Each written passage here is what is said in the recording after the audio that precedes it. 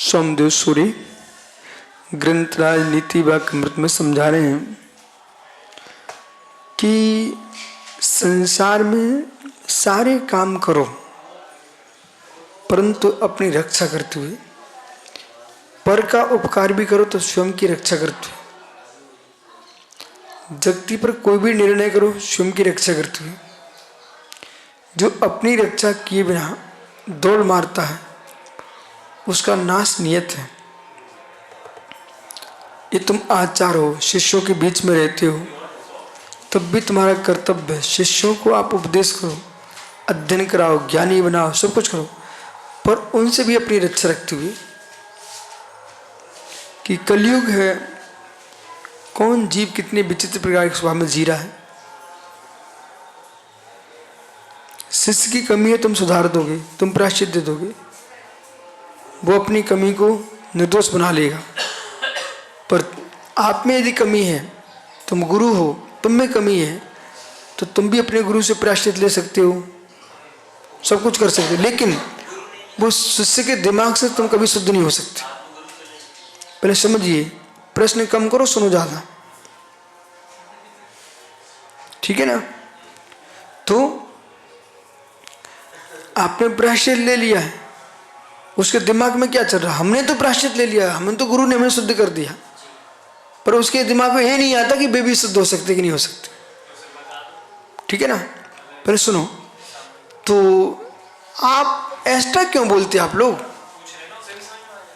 उसे समझाना नहीं है पगले को, हाँ, क्योंकि उसकी बुद्धि छोटी है, बहुत छोटी।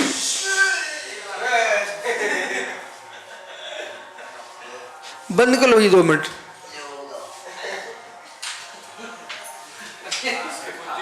आप लोग हमको इतनी छोटी बुद्धि के दिखते हो, बात भी पूरा नहीं होने देते हो, उसके पहले ही बोलना शुरू कर, इतने अधीर लोग हो आप।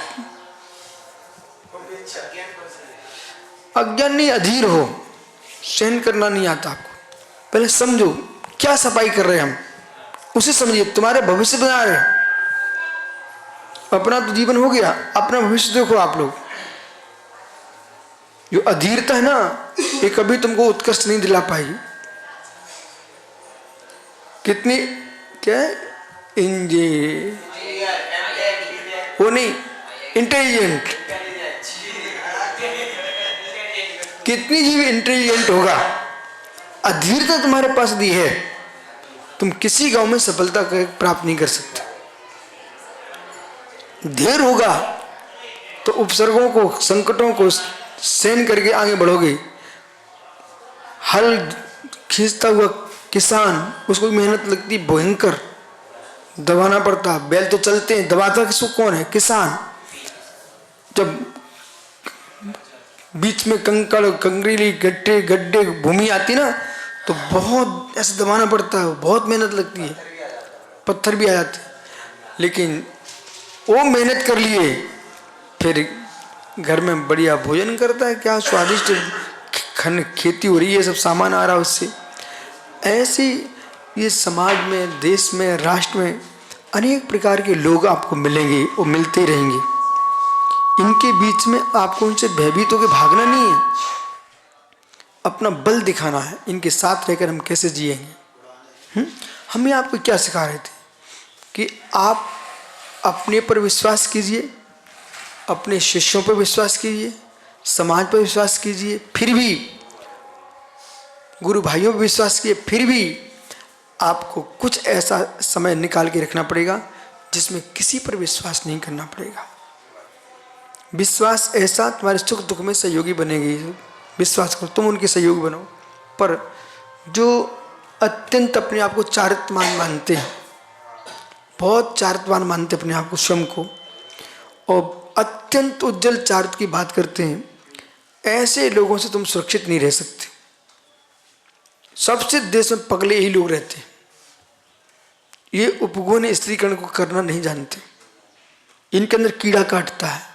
हम चारित्रवान हैं, पर ये नहीं समझते हैं कि तुम्हारे बकवास से धर्म का कितना नाश हो सकता है। ये प्रायश्चित शास्त्र क्यों लिख के रखे गए हुए हैं, प्रतिकरण प्रायश्चित, ये सब क्यों है? इसके लिए नहीं है कि तुम पाप करो, जितनी पंचर जोड़ने की जो दुकानें खुली रखी हैं, इसलिए नहीं है कि तुम टायर को पंचर करो, वो इसलिए है कि हो जाए तो सुधरवा के चलो। तो ग्रंथ प्रायश्चित क्यों लिखे आचार्यों ने? इसलिए नहीं कि तुम पाप करके तुम प्रायश्चित लेते रहो, पाप नहीं करो। कदाचित कसाय की उद्रेक में जीव अपने आप को नहीं संभाल पाया, तुम चल रहे थे, पैर डगमगा गया, घास पे पैर पड़ गया, इसलिए नहीं लिखा कि तुम घास पे जानकर पैर रखो प्रायश्चित ले लूंगा। उन पगलों के लिए नहीं है प्रायश्चित शास्त्र। अचानक पैर फिसल गया, धोखे से रख गया तुम्हारे पैर, उसके लिए प्रायश्चित है। समझे कि नहीं? अब चलिए, क्योंकि तुम सुनते नहीं तो इतना विषय विस्तार हो गया। अब ये समझा रहे हैं कि देखो भाई, तुम्हारे शिष्य हैं, उनके बीच तुम गुरु बन के बैठे हो, रहिए। कोई भी शिष्य होगा अपने गुरु को स्वच्छ देखना चाहता है, पूर्ण निर्मल होना ही चाहिए। पर गुरु का दायित्व है इतने भोले नहीं बन जाना कि अपने मन की सारी बातें शिष्यों को बता दो, इतने निष्ठुर मत बन जाना कि उनको बात चल भी ना दो, इतने भोले मत बन जाना कि भाई उनके बीच सामने तुमसे कोई दोष हो जाए, इतने भोले मत बन जाना कि जैसे कि कुछ महात्मा हैं हमसे कहेंगे पैर छू लो, भगवान के पैर छू लो, हैं मालूम है कि हम जैसे छूने जाएंगे ना तुम धावा बोलोगे, फिर मर्यादा तोड़ोगे। कल भी कोई महात्मा जी हमसे बोल रहे थे, गुरु जी ऐसा कर लो, मैंने उनसे ही बोल दिया, मुझे पता है तुम हमसे करवाना चाह रहे हो, तुम एक काम करना, लेकिन ऐसा मैं करूँगा नहीं।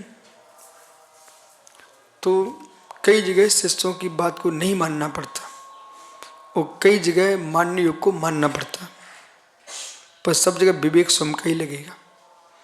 कई बार कोई शिकायत करने आता, उसकी जिसकी शिकायत कर रहा है वो गलती उसने की है सत्य है, तब भी उसे सुना नहीं जाना चाहिए, क्योंकि अभी सुनने का समय नहीं है। वो सामने वाला शिकायत ऐसे समय कर रहा है जैसे कि विश्व में युद्ध चल रहा है।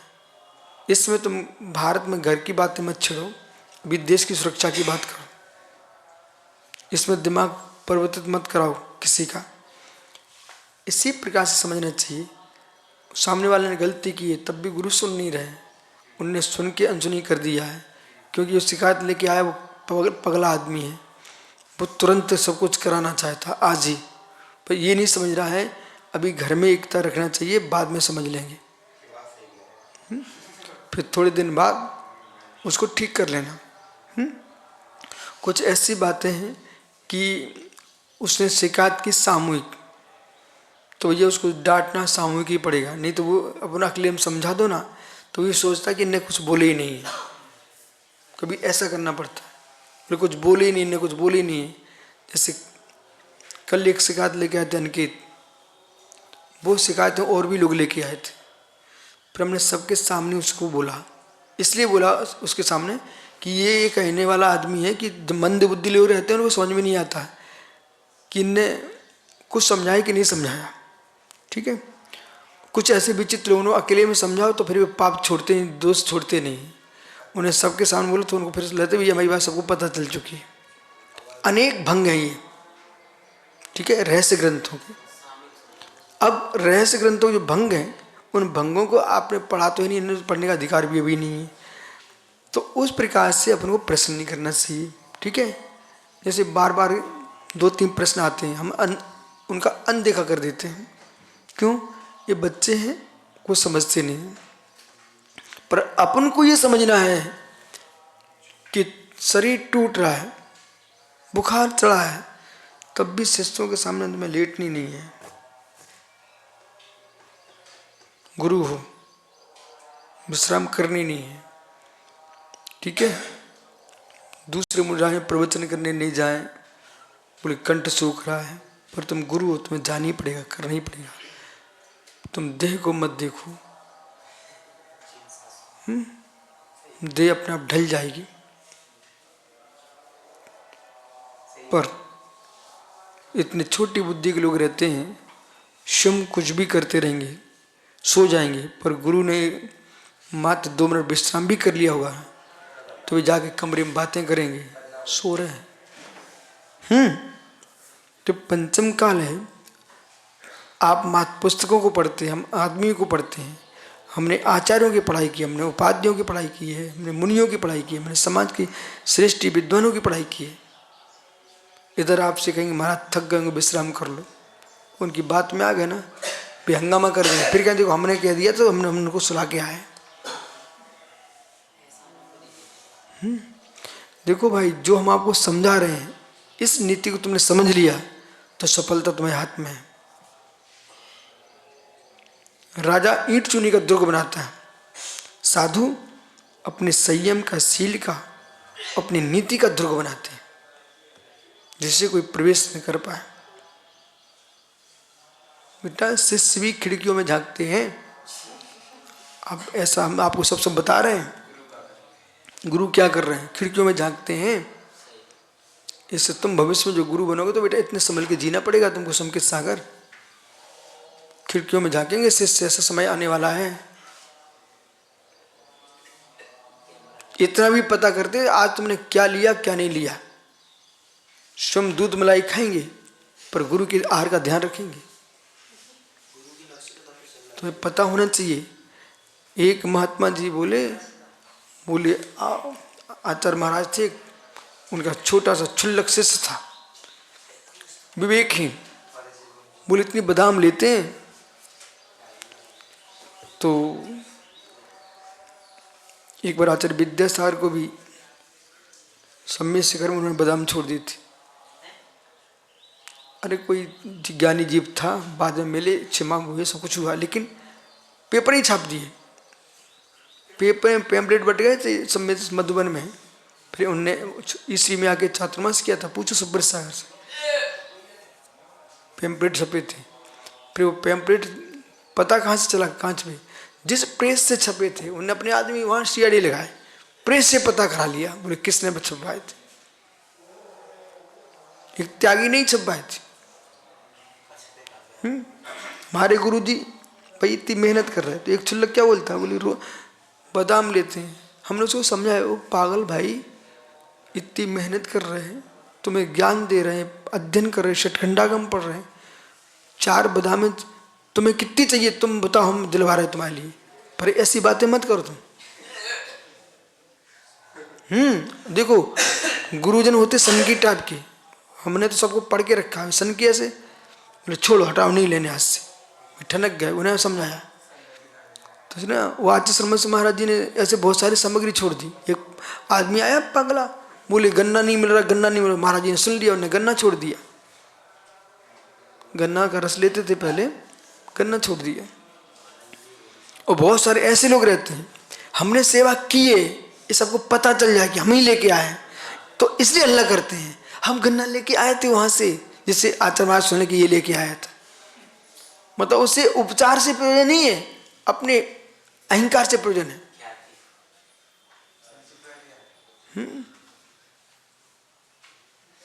तो धर्म के लिए तो बहुत गुणता चाहिए, बहुत गुणता चाहिए, तब तुम व्यवहार धर्म निभा पाओगे। निश्चय छोड़िए, निश्चय के लिए और गुणता चाहिए। व्यवहार नहीं पालन कर पाते लोग, क्षण मात्र में उबल जाते। एक तो लेट आएंगे, बीच में डिस्टर्ब करेंगे। आज कहाँ थे, अब बहाने नहीं चले, हमें पता नहीं चले, नहीं चला था।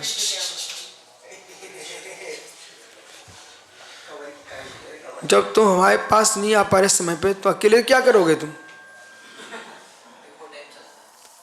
तो सुनो में आ रहा है ना, राजा ईंट चूनी का दुर्ग बनाता है, मिट्टी का दुर्ग बनाता है, साधु अपने विवेक का, चतुराई का दुर्ग बना के जीते हैं, तब सफल हो पाते हैं। आप सब सीधे साधे हो ऐसा मानना नहीं। निसंग सागर एक कॉलेज का विदेश में जाके सर्विस करके आया, सीधा आदमी होता क्या, नहीं सीधा। लाखों रुपए कमाता, करोड़, सीधा होता नहीं होता, तब भी यहाँ सीधे होके बैठा है। इसमें रहस्य, हाँ रहस्य। रहस्य क्या है, हर व्यक्ति तेज होता है, हर व्यक्ति तेज होता है, प्रत्येक गाड़ी दौड़ती है, पर ब्रेक लगाए तुम दौड़ो। ऐसी सरलता का भी विवेक रहता है। हम ऐसा जीवन जी रहे हैं कि यहाँ कितने गुस्से लोग, यहाँ गुस्सा करे उसे मिट्टी मिल जाएगा वो, क्यों, हम इतने शांत रहते, यहाँ गुस्सा करे तेरी मिट्टी पलीत हो जाएगी, तेरा कुछ बचेगा ही नहीं। हम भी गुस्सा करते होते ना तो तुम्हारी गुस्सा चल जाती। यहाँ कोई मांगा चुंगी वाला मंगोड़ा आ जाए, उसकी 2 दिन में हालत खराब हो जाएगी। क्यों? हम मांगते नहीं। बहुत सारे ऐसे काम होते हैं। कोई कोई को डांटने की आदत होती है, हम यहाँ किसी को डांटते नहीं, हम तो समझा देते 2 मिनट में, हटाओ, क्लास में समझा दिया, प्रवचन में समझा दिया, ठीक है। तो यहाँ लोगों को ठंडा रहना पड़ता है। अत्यंत गुस्से लोग मेरे पास आए, उन्हें ठंडे ही रहना पड़ा। ये दुर्ग बना के रखे, ठीक है। तो अदुर्गस्य राज्ञा पयोद मध्ये पोचितम पच्चिवत पपिन्ना का नात्याश्रय। अदुर्गस्य राज्ञा पयोदि मध्ये पोतश्च्युतपति वदापदि नास्त्याश्रयः। कितनी सुंदर बात कह रहे हैं। वहीं बैठ जाओ शांति से। अदुर्गस्य राज्ञा, जिस राजा के पास दुर्ग नहीं है, यतन सागर जी हम आपका दुर्ग बना रहे, तुम उधर देख रहे हो। जिसका दुर्ग नहीं है नीति का, विवेक का, देखो प्रभाव ना भावुक नहीं हो जाना चाहिए। वो मूल बिंदु क्या आपका? सार्थक सागर, कि अपनी अनुभूति का आनंद लो। अपनी अनुभूति के चक्कर में अंतरा मत डालो, ये इसके पास कुछ नहीं, मेरे पास सब कुछ है, ये भी एक अंतरा है। रहस्य हमारी प्रभावना हो रही है, हम उसका आनंद ले रहे हैं, चलो। दूसरी की नहीं हो पा रही है, मैं उधर क्यों अपनी हीन भावना उसके साथ ले जाए। हमारी कम हो रही है, दूसरी ज्यादा हो रही है, तो उधर क्यों दिमाग ले जाए, हम अपने आनंद लेंगे ना। ये विवेक, सुख लेना सीखो, सुख का आनंद लेना सीखो। तो लोग परेशान कहाँ हैं? हीन भावना कब आती है? कि अपना क्षेम पुण्य का उदय और विपाक काल देख नहीं रहा। किसी के यहाँ खीर बन गई और तुमने खीर डाली, अभी चावल सम के सागर किसी खीर बन गई और आपने चावल उसमें अभी डाले हैं, तो जिसकी खीर बन चुकी है उसमें तो सुगंध आ रही है, उसने बढ़िया उसमें कपूर का, इलायची का और कपूर का बुघार डाल के रखा, खीर में सुगंध मार रही है। लेकिन आप धीर रखो ना, तुम उसकी निंदा में जब तक लग गए तब तक उस दिन चले गए, तुम्हारी खीर डग गई, जल गई। अरे तुम्हें अपनी खीर का चम्मच घुमाते रहना चाहिए था, और थोड़े दिन बाद वो खत्म हो जाएगी, तुम्हारी चलने वाली है फिर। ये समझते नहीं है लोग। अरे अनिकेत, हम तो उदाहरण अच्छे देते हैं, अब तुम जो छुई मुई ले मुरझा तो मैं क्या करूं। तो दोनों में आने वाली थी। पर ऐसे ही है कि जो बुजुर्ग साधु हैं, ठीक है, उनके पास तुम अभी नए नवोड़े हो, आपको धीर पूर्वक रहना चाहिए। आपको पता है आयु क्रम सबको लेके ही जाता है। जब ये चले जाएंगे तो शासन तुम्हारी आने वाला है ना। सासू मर जाए तो बहू तो सासू बनेगी, ठीक है। राजा खत्म हो तो राजकुमारी तो राजा बनते हैं। फिर ये बोध होना चाहिए, समझ रहे कि नहीं। ऐसे ही बहुत सारे शिष्यों को हमने देखा, भी माला फिर रहे थे, बेटा हम क्या बता, नाम नहीं बता रहा आपको, कब ये जाए गुरु जी तो हमारा शासन आए, कब ये जाए गुरु जी हमारा शासन आए। वो तब कितने पाप का बंद कर रहा। हाँ, कोई गलत नहीं हो रहा, बिल्कुल सत्य है। और ए भाई, कितनों ने अपने गुरु के गले भी दबा दिए बेटा। हाँ, एक ने इतना टेंशन दे दिया, अटैक आ गया, गुरु महाराज को चले गए। मात लड़ रहे थे आचार्य पद के लिए। कैसे लोग हैं, उधर पिता की लाश रखी है, उधर लड़ रहे हिस्से के लिए। बोले पहले हिस्सा करो फिर संस्कार होंगे। गुरु पड़ा हुआ है शरीर, तुम्हारे लड़ रहे हुए लोग कि मुझे आचार्य पद मिलना चाहिए। तब देखा जाता है कि तुम अभी साधु बने ही कहाँ हो। इसलिए भैया आप लोग जिन जिन को बनना सो बन जाना, जहाँ मिले उतने ले लेना। लेकिन पर सुनो ना, लेकिन पहले सुनो ना, अरे सच्चे शिष्यों को तो कहीं नहीं लेने जाएंगे। जिनको भूख लगी है, जिनको भूख लगी है भैया, हम तो अपने हिसाब से दे पाएंगे, सबको दे भी नहीं पाएंगे। फिर भी तुम्हें भूख लगी है ना, तो भाई आप ले लेना। लेकिन किसी आचार्य मुनि के मरने के परिणाम करे पंचेंद्रिय हत्या का विचार मत करना। हम तो समझा रहे हैं, तुम सब साधु लोग हो देश के, मां तुमको नहीं, देश के सभी साधु समझा रहे हैं, ठीक है, आइए। और ये निर्णय विश्वसार का हाथ में है, न सौम्य सार के हाथ में, न सुब्र सार के हाथ में, न आदित्य सार के हाथ में, न प्रसम कोई के हाथ में नहीं है, ठीक है ना, न अच्छे के हाथ में, न कोई पंडित के हाथ में है। हमारे निर्णय अपने रहेंगे, अपने हिसाब से काम करेंगे, हमें कोई सलाह देने आई नहीं। मैं किसी की सलाह में चलता तो नष्ट हो जाता, मैं किसी की सलाह में नहीं चलता, सुनता हूं सबकी। आइए, अदृश्य राज्ञो, जिसमें जैसे सत्यार्थ है, खूब बुद्धि उसके पास है, बहुत श्लोक याद कर लेता है, परंतु समझने की सोचने की शक्ति कमजोर है, इसे बढ़ाना पड़ेगा। चलते हैं। अदृश्य राज्ञा, जिस राजा पर दुर्ग नहीं है, पयोधि मध्य, जैसे समुद्र के बीच में, पोच्युता, अरे आज सुनो ना सौम्य सागर, एक पोत के ऊपर पक्षी बैठा हुआ है और जहाज में जा रहा समुद्र में है। यदि वो पक्षी जहाज से छूट जाए तो अब क्या होगा? वहां कोई वृक्ष तो है नहीं है, पानी ना महल है ना अटारी है, पानी पानी है, बस सारा क्या था? जहाज। तो जहाज से च्युत हुआ पक्षी समुद्र में डूब जाएगा। ऐसी सम्राट दुर्ग से च्युत हुआ, उसके प्राण ही जाना है। ऐसे ही आचार्य परमेष्ठी अपने चारित्र से नीति से च्युत हुए, उनके प्राण चले जाएंगे। और मित्र, नारियों के समुद्र में तुमने डुबकियां लगाई तो डूब ही जाओगे। इसलिए बेचारे रोएं, गाएं, हंसे, नाचें, कुछ भी करें, अपनी मर्यादा में रहो, उनसे प्रभावित होना नहीं है। चाहे उड़िया हो, बुढ़िया हो, पुड़िया हो, ये सब जहर की पुड़िया है, ठीक है। व्रती हो, अव्रती हो, आरिका हो, छिल्लिका, कोई भी हो, इनसे दूरी बनाओगे तो तुम सुरक्षित रहोगे। हाँ, वे भी भगवान आत्मा है। आप इमेज के साथ आप द्वेष रख रहे हो, द्वेष नहीं है, पर्याय की प्रत्यय सत्य है, उसके अनुसार हमें जीना पड़ेगा। हम सांप में भी भगवान आत्मा देखते हैं, लेकिन उसके मुख में हाथ डालने कभी नहीं जाते, ऐसा समझना चाहिए। और तुरंत कोई एक ज्ञानी जीव आ गया, कोई स्त्री भी तो ज्ञानी हो सकती है, तो उसकी प्रशंसा मत डूब जाना तुरंत ही, तुम फंस जाओगे बेटा। बस आप ज्ञानी हो, आपके ज्ञान गुण को आशीर्वाद, आप धन्य हो, लेकिन हमारी मर्यादा है, वहीं उतने हम रह पाएंगे। जैसे सुब्रसा नहीं आए क्या? जैसे कभी आप गए चिड़ियाघर देखने? चिड़ियाघर आदमी देखने जाता है, सुपारी क्या बोलते हैं, तो सफारी, सुनिए, तो उसमें क्या करते हैं?